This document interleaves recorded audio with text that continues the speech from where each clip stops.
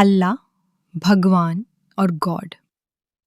ये तीनों शब्द अलग अलग भाषाओं के नतीजे हैं, मगर ये एक ही परमात्मा, खुदा की तरफ इशारा करते हैं।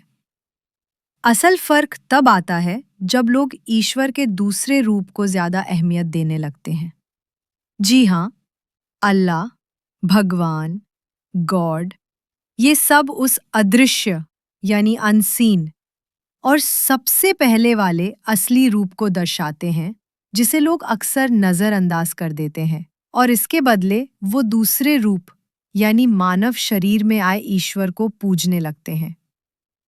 लोग ये नहीं समझते कि यही दूसरा रूप ही आज समाज में भेदभाव और धर्मों के बीच की दीवारें खड़ी कर रहा है। अगर ईसा मसीह यानी जीसस सच में खुदा थे और इंसानों को बचाने के लिए जमीन पर आए थे, तो उन्होंने कभी अपने पहले वाले रूपों जैसे राम, कृष्ण, विष्णु आदि का जिक्र क्यों नहीं किया?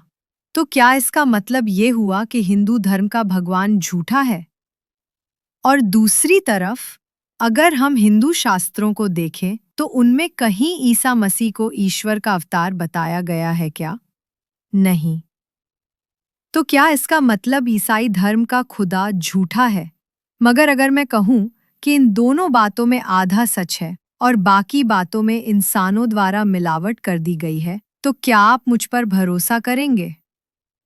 क्या हो अगर मैं कहूं कि राम, कृष्ण और ईसा मसीह सिर्फ कहानियां नहीं, बल्कि हकीकत में इस धरती पर आए थे, मगर ईश्वर खुद नहीं थे, बल्कि ईश्वर के बहुत करीब थे।